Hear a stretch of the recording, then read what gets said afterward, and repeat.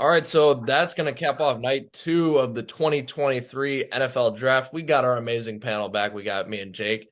Let's start tonight. Let's start a little bit different, a little bit shorter than last night. Let's start with what was the biggest position group that you were focused on tonight? What position group was really the most like impacted in this draft? Jake, what did you think? I think it was the tight ends. I think, Darnell Washington, Luke Musgrave. Darnell Washington, he didn't even go till late third round to, I believe, the Pittsburgh Steelers at pick number 170, one, 10, I think it was 95, actually. I Yeah. think so. And then you got Sam Laporta, who went early TA, Luke Musgrave, who went early TA, Tucker Kraft, who went I think early third round to the Packers. So, tight ends I was looking at, and there are still some tight ends still on the board as we head into day three. But yeah, Yeah. So I think honorable mention, I'll just say defensive tackle. I thought this was a nice defensive tackle. The Bears took two in the second round alone, or maybe second yeah. and early third. I don't exactly remember. And then the Raiders got the best. I made this joke to Jake. The Raiders got the best B Young in the draft with Byron Young, not Bryce Young, There but were two Byron Youngs. There were two Byron Youngs. oh, okay, wow, a couple. So two better B Yeah. Youngs than Bryce Young, but anyways. But I think it was the running backs. I think, and that's what it should be because usually the best running backs come from night two. I'm a Titans fan. I know this from perspective with Derrick Henry, us picking him in round two all those years ago. But really is tough, and there's a reason why there's not a lot of round one running backs. Is because it's really it's not that the position's rare, but because obviously running back is a huge demand in the NFL. But it's just that it's hard to hit on a running back exactly because there's a lot of risk to it. They get injured, then they're done. They also have a very short lifespan compared to other positions. And I thought today was kind of, there had to have been at least five that went today. I don't know the exact number, but two big ones that stuck out to me was Jack Charbonnet, I think is how you say it, to Seattle. I thought Seattle had a very mediocre first round with their number six or excuse me, number five and 20 pick in the first rounds. But I thought they had a nice rebound today. They got Jack Charbonnet and then also Tank Bigsby going to the Jaguars. I think that suits the Jaguars, his style of play, downhill running. Kind of reminds, obviously not as great as Leonard Fournette was, but kind of reminds me of his style of play, and we'll see how he kind of adjusts. And then one more was, like I said, me, the Titans fan, we got Tajay Spears. I thought that was an okay pick. I don't love it. We just got Hassan Haskins last year. Nothing against him, but he seemed the kid from Tulane. He seems like, you know, I hope he's not a one-hit wonder, but he has some intangibles that make me think he might do that. But best case scenario, he's a good 1-2 punch for Henry. So it's okay. It's okay. We'll see what happens. But anyways, that brings us to another more traditional question. Who won the night, Jake?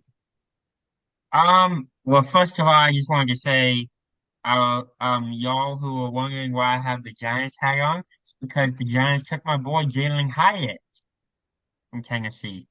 Anyway, to get back to the question, I just wanted to tap on that real quick. I got two winners, really. I got the Titans and I got the Packers. Packers, they got more Haynes is the weapons for winner. I Jordan like Love. it. I like it. They Okay. got more weapons for Jordan Love than they did for Aaron Rodgers. They got Luke Musgrave, they got Tucker Kraft, and they got Jalen Reed tonight. I mean, what more can you ask for, really? Game three, go all in on offensive line to protect Love. For the Tennessee Titans, they won tonight because they made the trade up to get the quarterback at number 33 with Will Levis. I think, and I'll give an honorable mention. They're not my winner, but the Titans moving up to Levis. I was not a huge Levis fan for out, but you know what? He's my quarterback. We're gonna ride him. We're gonna ride him all the way. But I just, I can't declare them the winner though because we don't know how it's gonna turn out. But the Titans did get their quarterback. We'll see how it goes. And then I thought the Lions, who I declared as the loser of yesterday, they had a good rebound. I didn't like their tight end selection early on, but I thought they had some good picks. They got a defensive tackle. They got they had some other quality players that I'm not remembering right now later in the draft. They had a solid night. They had more picks. But I'm going to declare the winner. It was hard to declare a winner because a lot of teams were filling their needs, which is good in this round. Less splashy trades than the first round, of course, which makes sense. But I'm going to declare the Ravens the winner. I thought the Ravens, based on the week they've had, they got Lamar on a 5-year extension now. They got a receiver, the kid from Boston College, I can't think of his name, at 22 yesterday. And now you got Trenton Simpson, who slid way back, edge linebacker from Clemson, who slid way back in the draft, fell right in the Ravens' lap. The Ravens they were looking like a dumpster fire and they were going to blow up a couple months ago with Lamar Jackson leaving. Now they're looking pretty solid to compete again in the NFC. So right now, again, I'm looking at who really got better tonight. And there's definitely a couple ways to go about this. I don't think it's a for sure answer, but I'm going to pick the Ravens. So who lost tonight, Jake? They got the Atlanta Falcons. I think they came into the draft and they had to do one thing really. I like that they went offensive linemen early on, but I think they came into tonight having to do one thing. That was get weapons for Desmond Ridder. And, as there are still great wide receivers, don't get me wrong, great wide receivers available in day three. I think the most, the two wide receivers that popped to my head immediately is Parker Washington and it's Jalen Marino Cooper from Fresno State. Even though those two guys are available for the Falcons tonight, I think they had to go after a wide receiver tonight. Either that be Jonathan Mingo or that be, Nathaniel Dell or Jalen Hyatt. Yeah. I think the loser on my end, I'm going to stay in the NFC South. I think is the Buccaneers. What is their direction? Where are they going? Because you Yeah, they look didn't at take a them. quarterback. What's that? They didn't take a quarterback. That's what I think. That Oh, like I know they're all in on Kyle Trask next year, quarterback one. You know, I like it. Let's ride with Kyle Trask, but like you gotta take a quarterback. What if Kyle Trask just goes out there and doesn't play well? Well, wait. First of all, you want to ride with Kyle Trask and then take a Yeah, quarterback? why That not? doesn't. Well, you got Mayfield already, so you got Mayfield and you got Kyle Trask, right?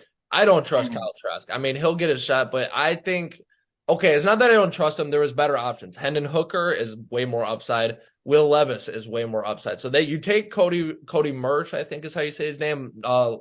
offensive tack, offensive guard, I think actually, Yeah, from North Dakota State in the second round. Then you get Yada Diaby or something. I forget. Some of these names you got to watch how they say.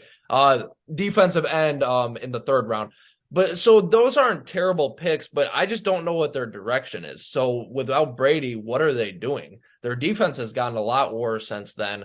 And also the offense, yes, they're building it up a little bit on the line. But who's going to be quarterback? I hope Mayfield works out. I really like Baker Mayfield, but what if he doesn't work out? It really does not seem like they have a backup plan.